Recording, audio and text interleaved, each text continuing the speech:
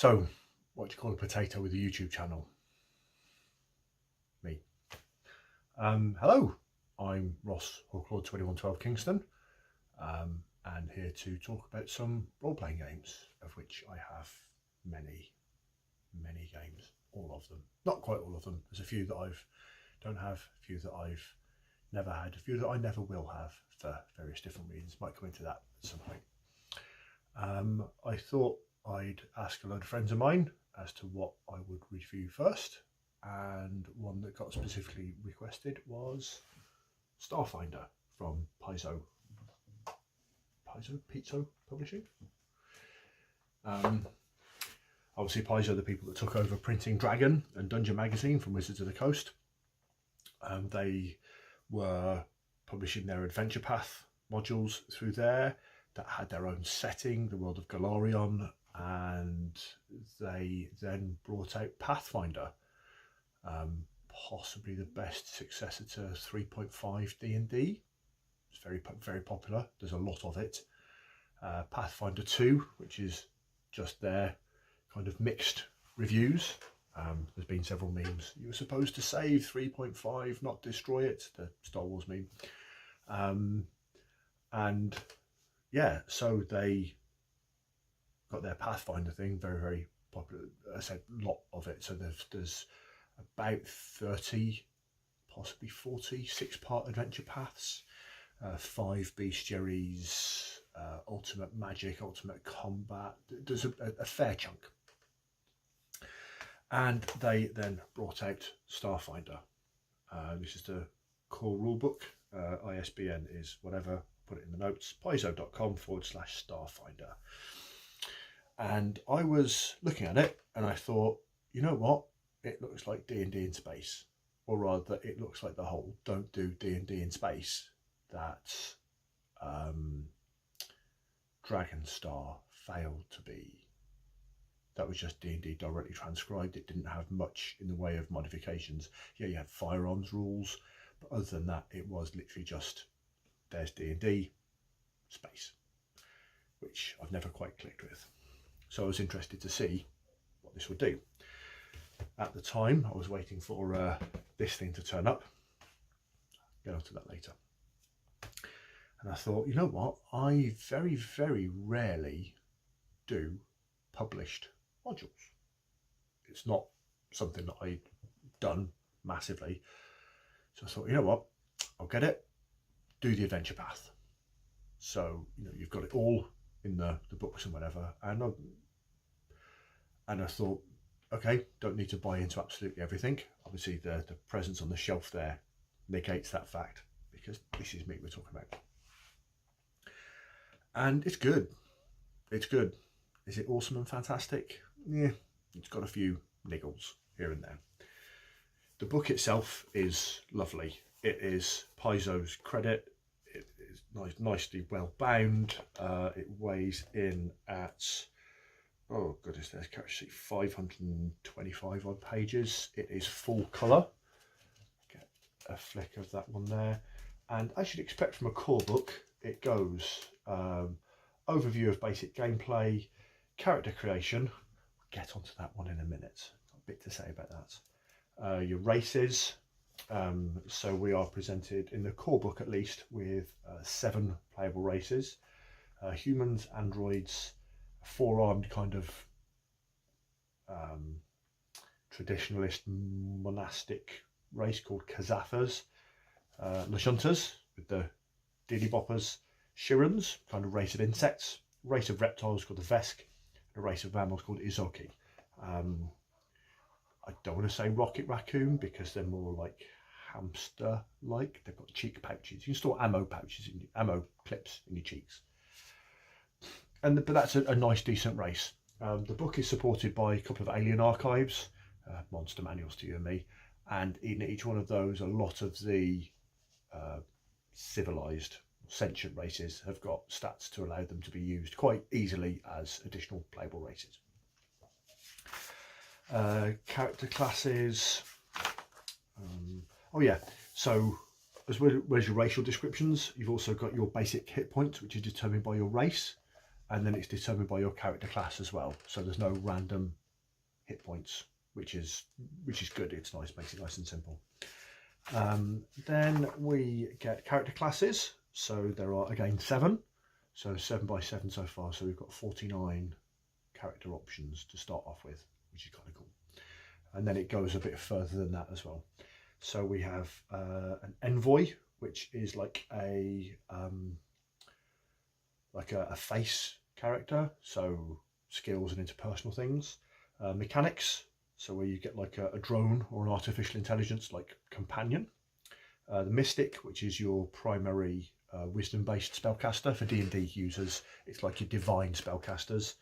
There's the operative, which is kind of very skill focused. I don't want to say rogue because they're not rogues, but they've got a load of extra abilities that they're all about the skill points. Soldiers.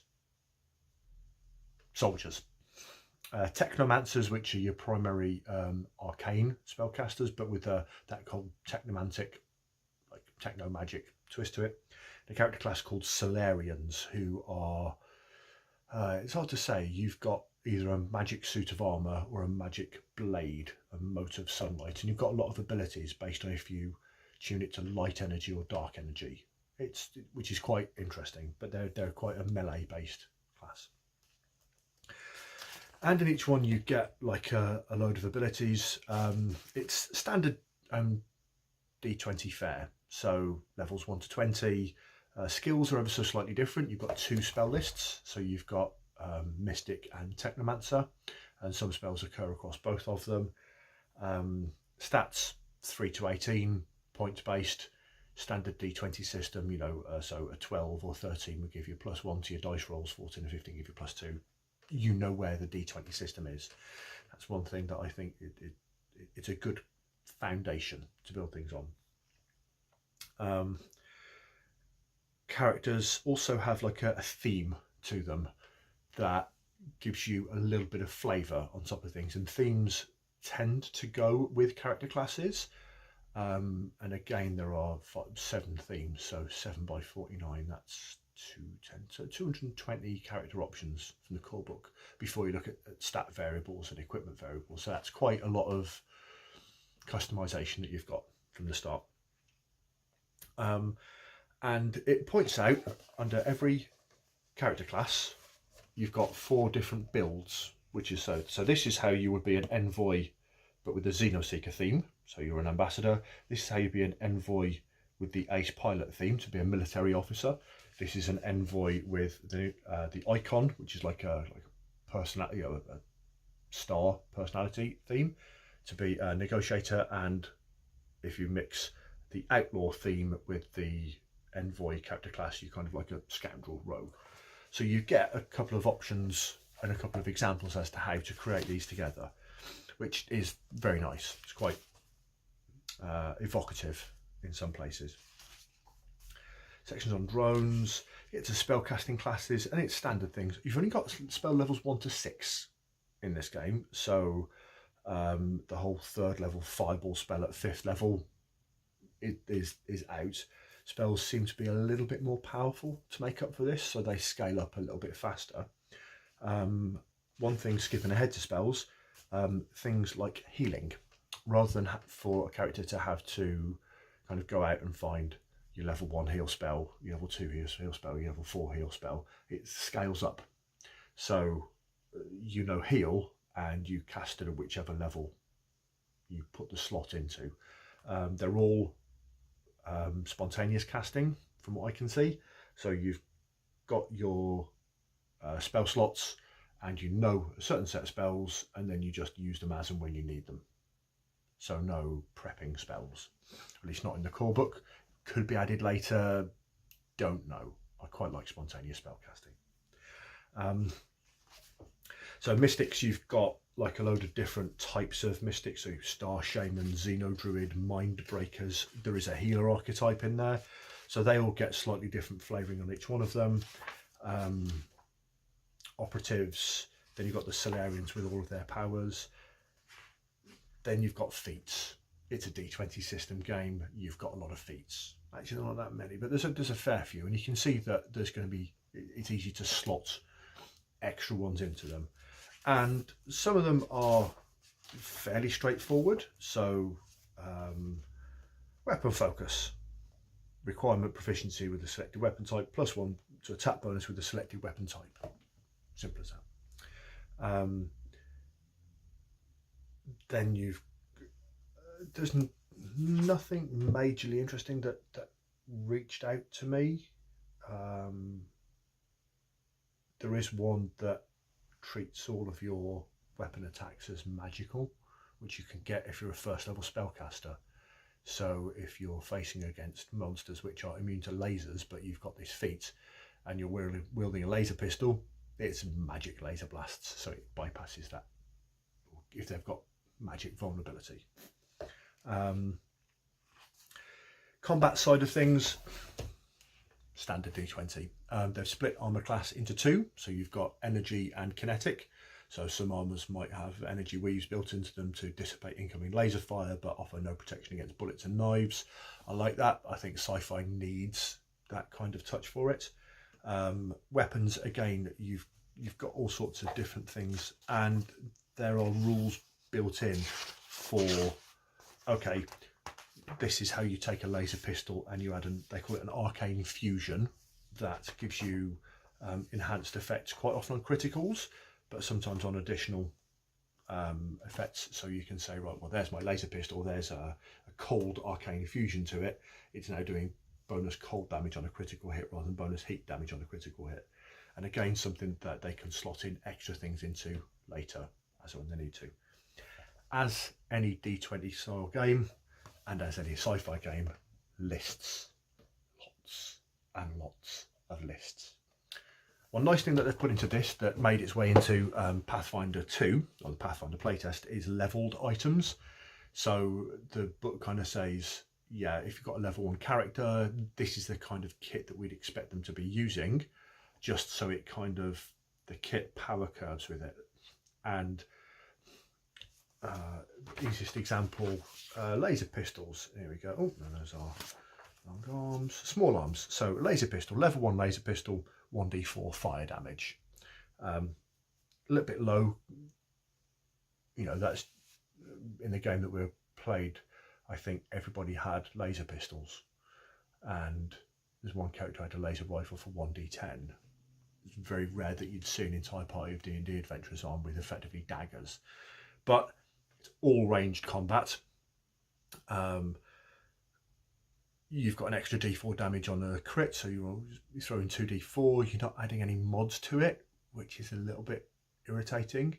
All character classes get weapon specialization to add half their level to weapon damage at level 3, I think. So it's quite, you get over this low level kind of power vacuum quite quickly. You get to level 6, you can swap out that level 1 1d4 weapon to a level 6 2d4 weapon. So you're doubling your randomized side of things. Level 9 you get 3d4, level 12 you get 4d4, and the critical damage goes up to 2d4. So when you've got these like level 20 monsters with, you know, 5,000 hit points, you've got a level 17 laser pistol that does 8d4 damage plus an extra 4d4 and a critical. It's 12d4. There's quite a bit. And then you're going to get sort of stats and mods that go in there. So you throw a weapon fusion on there, maybe magic weapon. So it will scale eventually.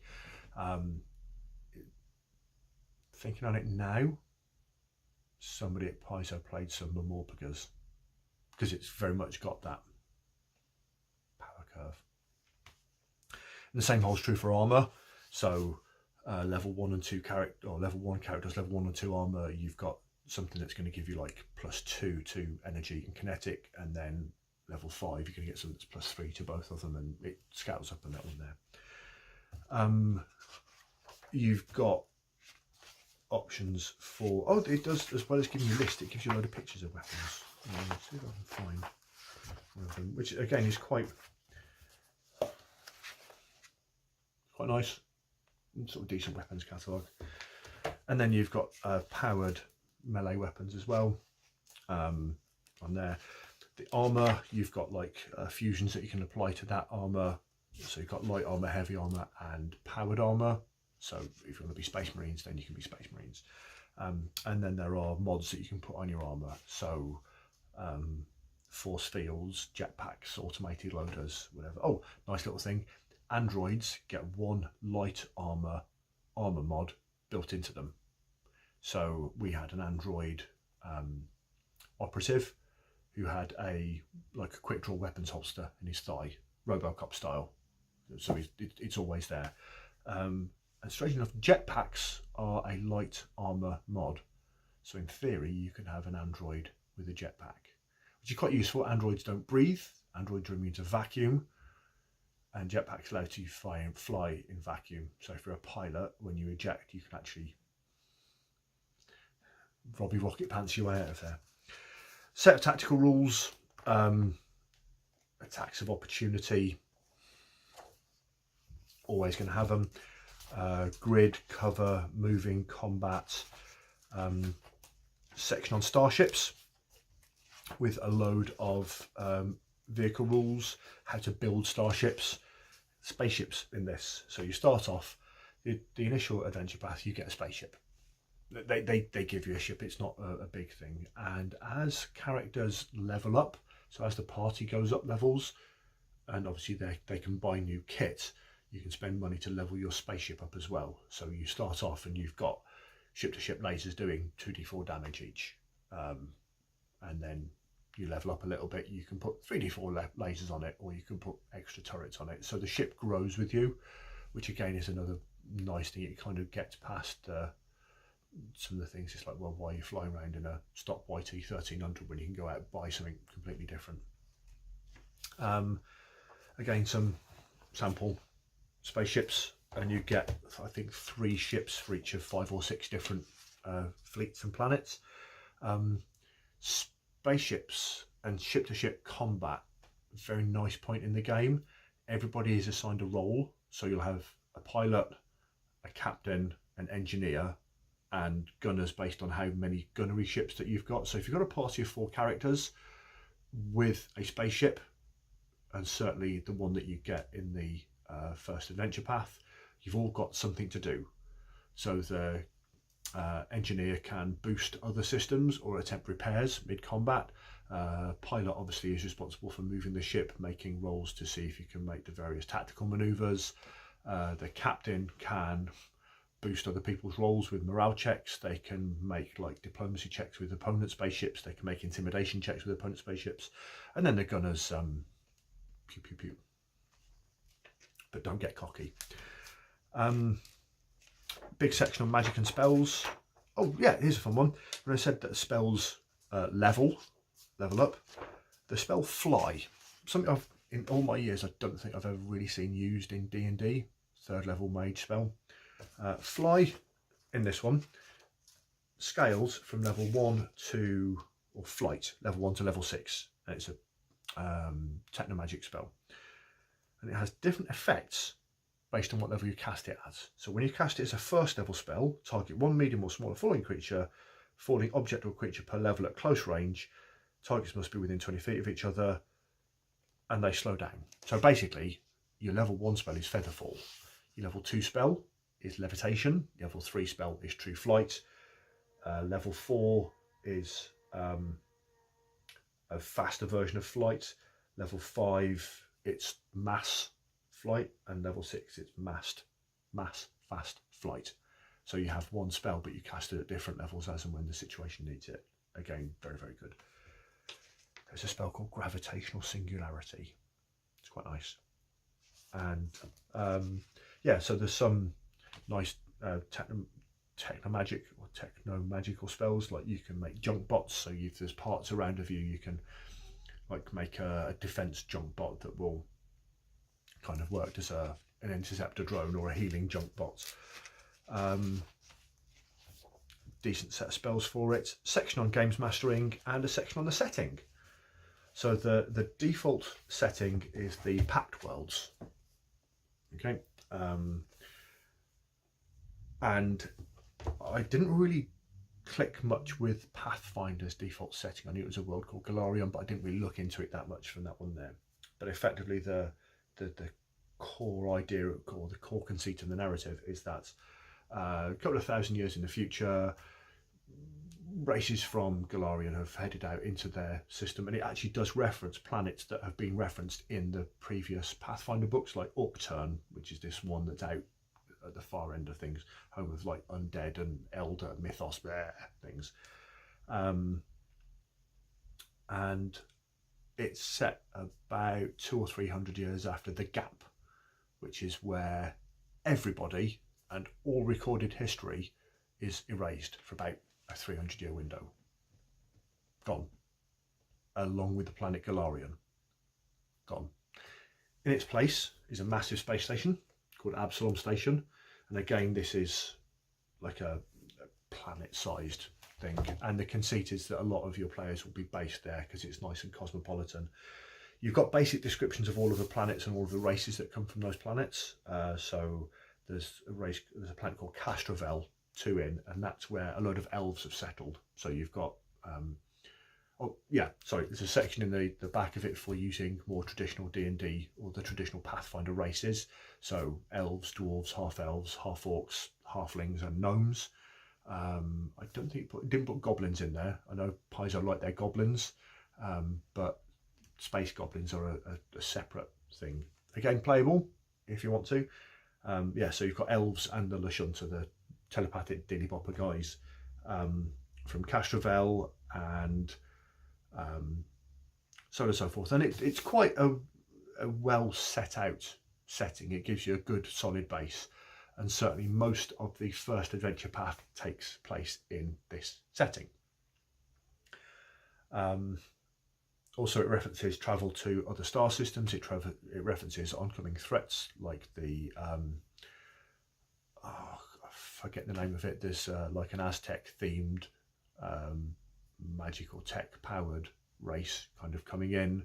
It references the Swarm that the Shiran player character race had broken away from. It references the Veskarium, which is the empire that the big lizard race have broken away from. The fact that the Lashuntas, the Kazathas, the Foron people, they were visitors to the area, and then they've their world ship has taken up space as an actual world in the star system. You've got a lot. It's a big sandbox to play with, even just off one star system. So generally speaking, I like it. It is well supported. It's a Paizo game. They've got a lot of money behind them. Not infinite, obviously, but we've got a Pack World sourcebook, an Armory sourcebook, which expands on weapons and cybernetics and armor, as you'd expect. There are 2 alien archives, both of which give you a lot of very different monsters. It's not just space dragons and space orcs and space ogres and space giants, although that does happen to a greater or lesser degree. There's a lot of things that live between the stars.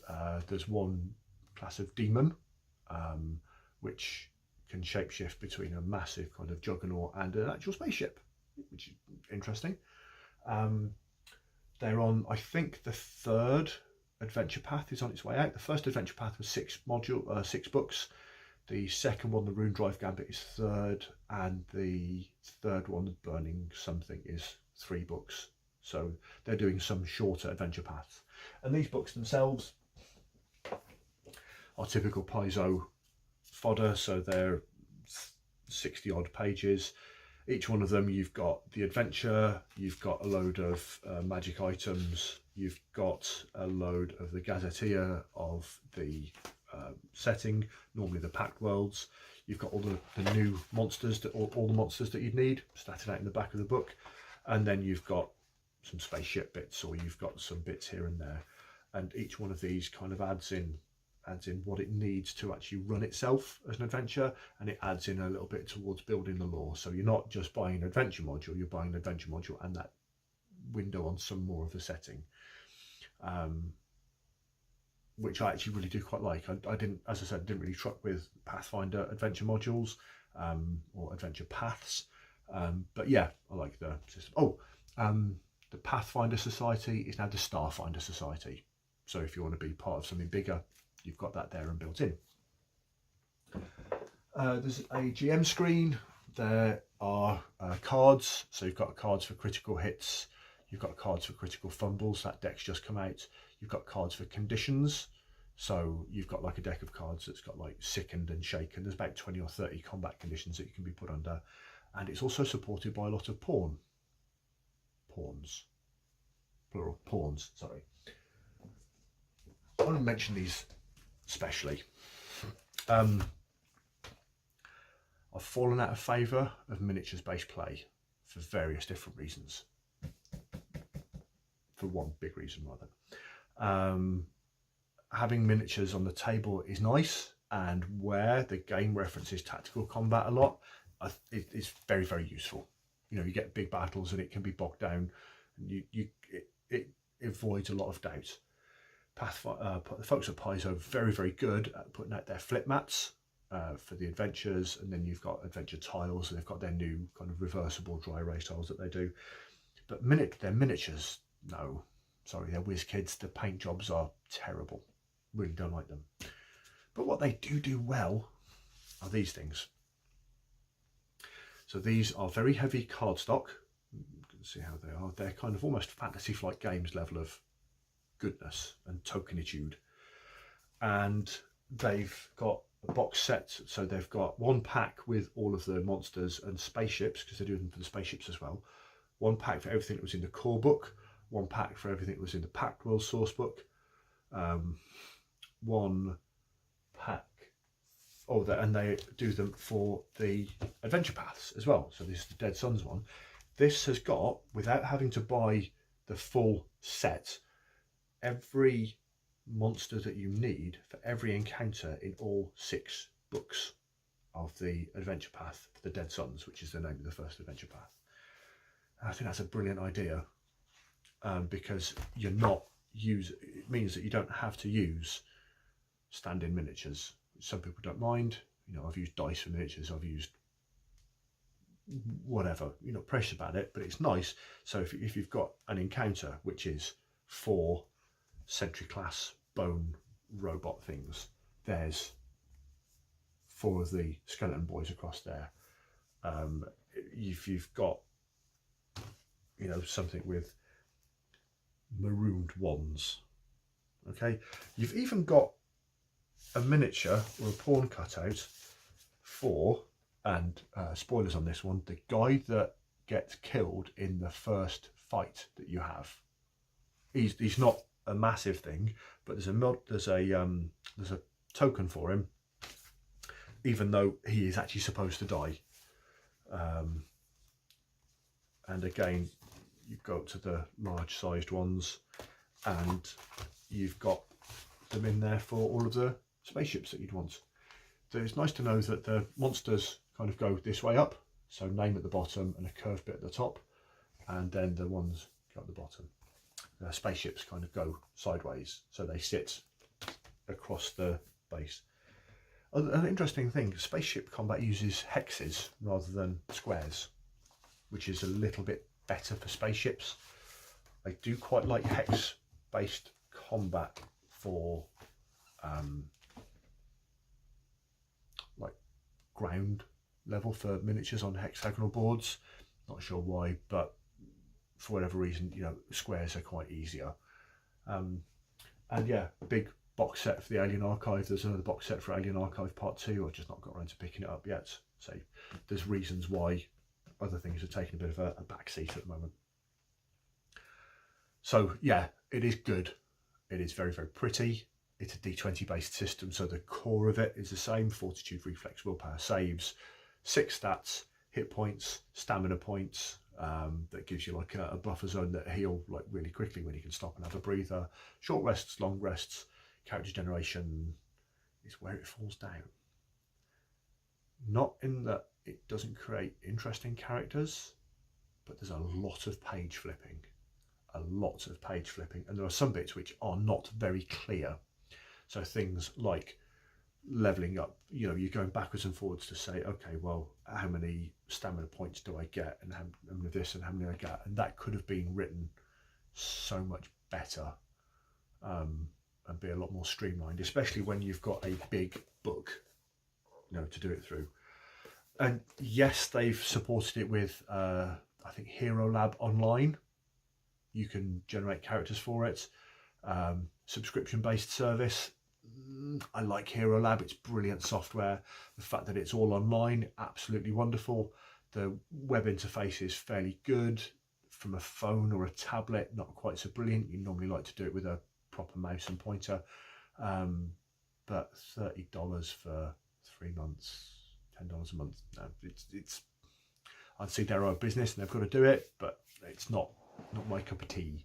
But not everybody likes doing characters online or in front of a computer. Every so often, it's nice to sit down with a PHB, piece of paper, 4D6s and a pencil, and do a character.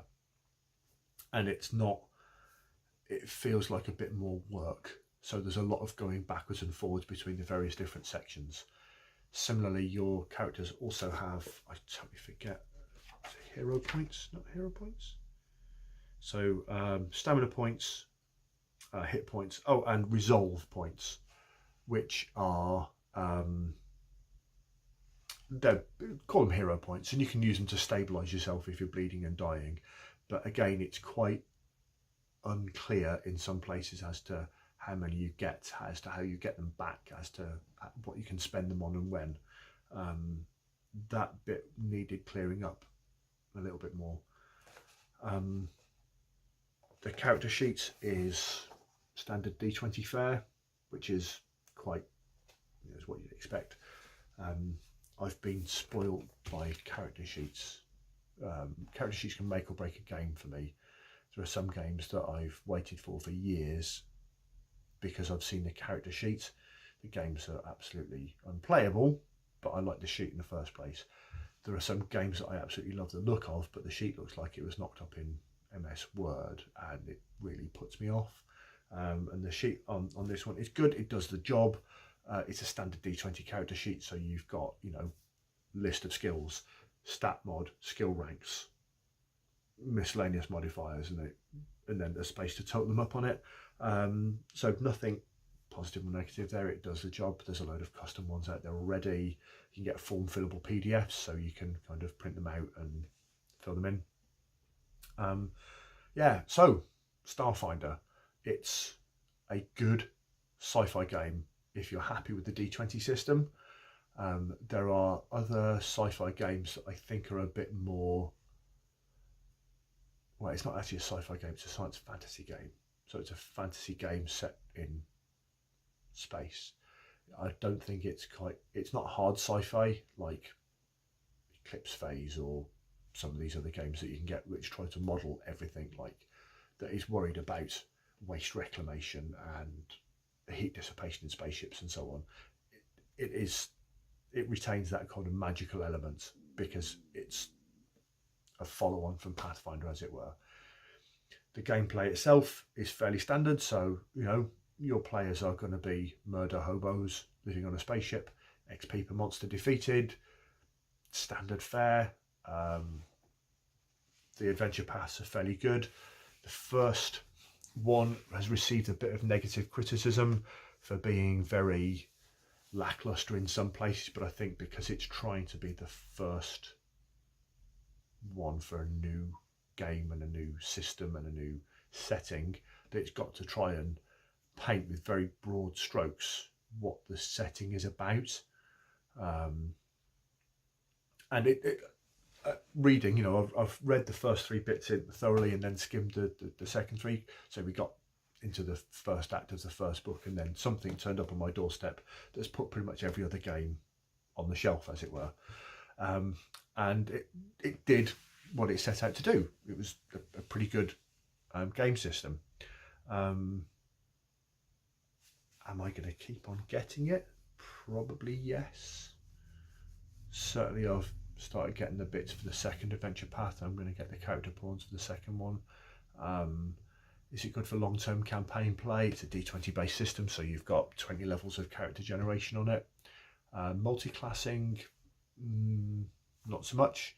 So it doesn't really lend itself to the min-maxing. Well, if I take 2 levels of ranger, I can get the 2 weapon fighting feat for free and that sort of thing. So it's not it's munchkiny because it's a D20 system game, but it's not as munchkiny as Core 3.5 or Pathfinder can be at times. Oh, excuse me. Good addition to the shelf. Yeah, it's a very pretty looking game. Standard retail price for the cool book I think was 45 or 50 quid or thereabouts, but 500 pages, so it's kind of what you expect these days. Shoot me any comments if you want to, and if there's anything that you want me to see me do a review of, I've got all sorts of stuff. I'm not going to pan the camera around, not going to, yeah. Yeah, thanks for watching and keep rolling dice.